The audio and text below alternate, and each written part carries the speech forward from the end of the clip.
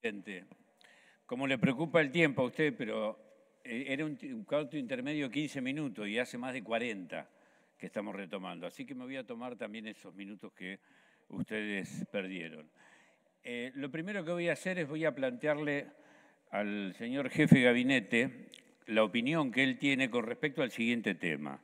Nosotros tenemos aquí un proyecto del RIGI, el régimen de incentivo a las grandes inversiones, que se contrapone, se contradice, o digamos, la antítesis de eso, es un proyecto de ley que fue aprobado ya en la Cámara de Diputados de la promoción del gas natural licuado. Fue aprobado en octubre del año pasado. Voy a mostrar las diferencias.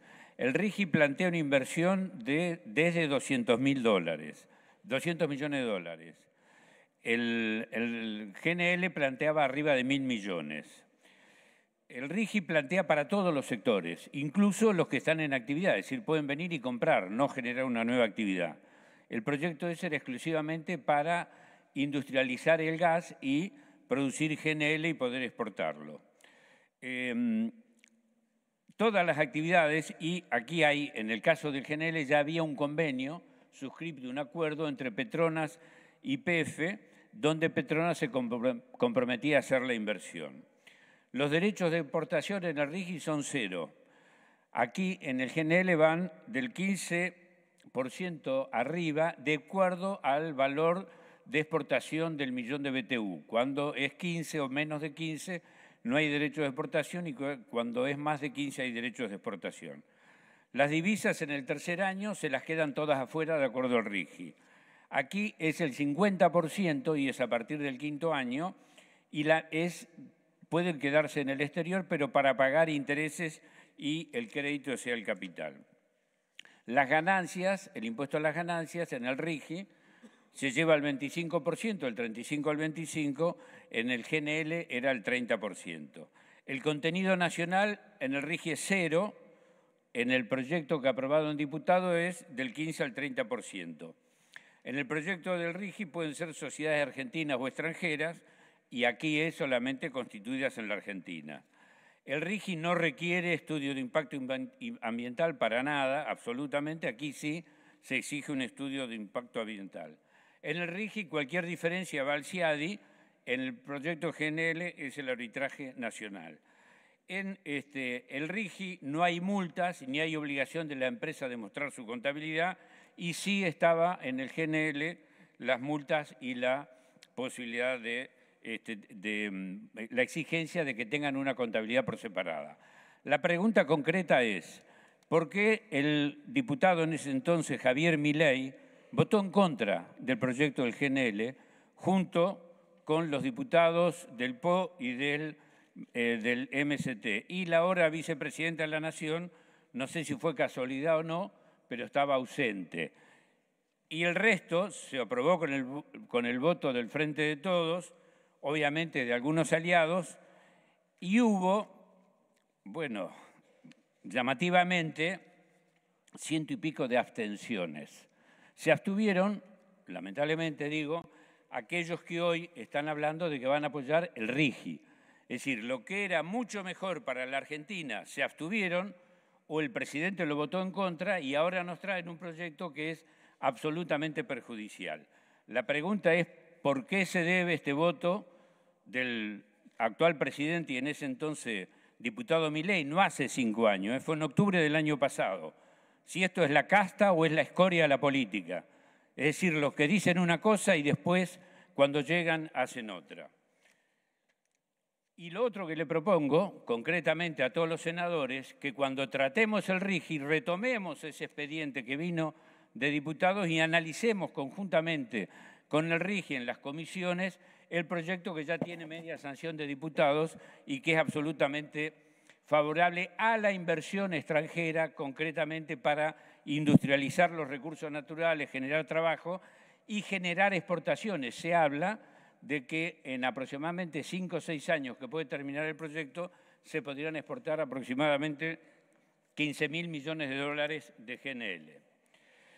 Otra pregunta que quiero hacerle al jefe de gabinete es qué va a pasar con las represas del río Limay.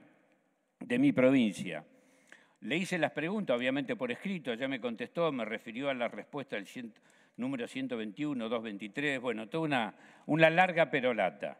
Hacen un análisis, nos cuentan lo que dice la ley, ya lo sabemos, no necesitamos que el jefe de gabinete nos diga lo que dicen las leyes energéticas, ya lo conocemos y ya lo sabemos.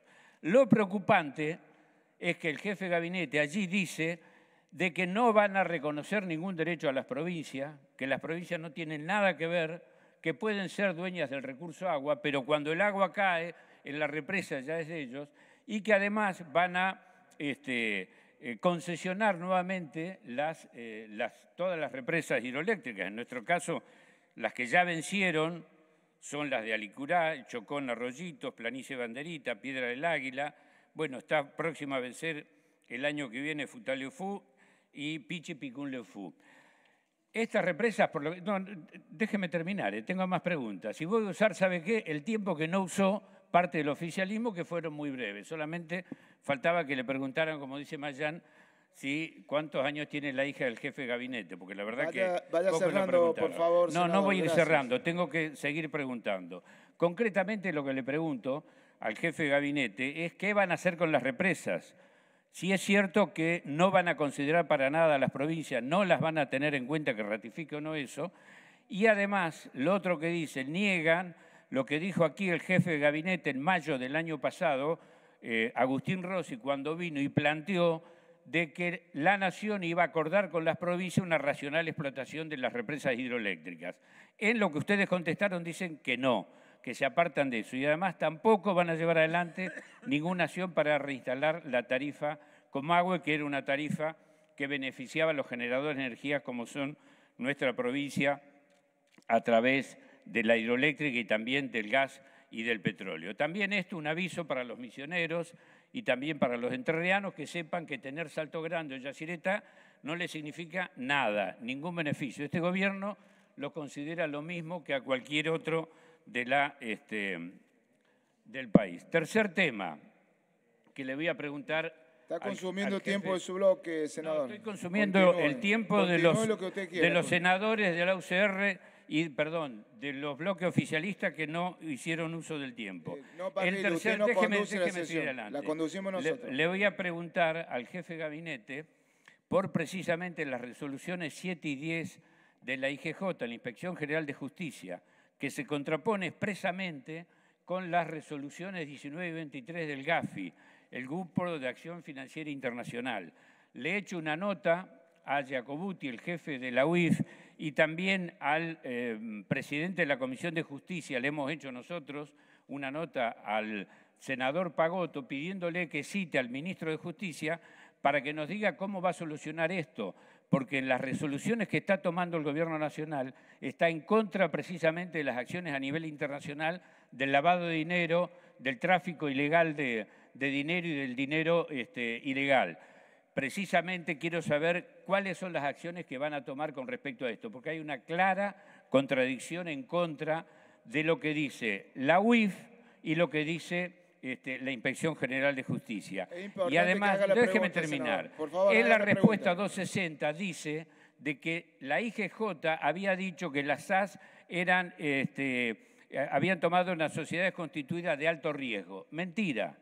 Es más, mintió el jefe de gabinete en esta respuesta. Quien dijo que las SAS son empresas de alto riesgo es el Comité de Coordinación para la Prevención y Lucha contra el Lavado de Activos y Financiación del Terrorismo, que integra un organismo del Poder Ejecutivo, del Poder Judicial y del Ministerio Público. Y además, lo dijo también el GAFI, en las resoluciones que ya le mencioné.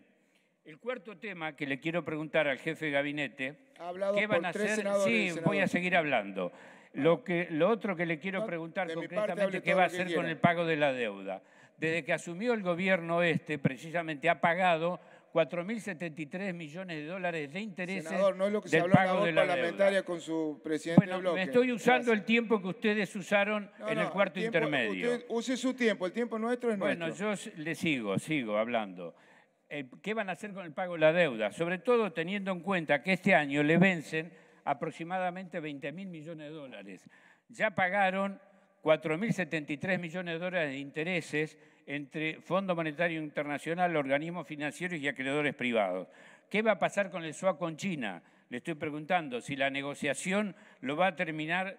Sí, van a terminar así ustedes, dando la vuelta sobre sí mismo.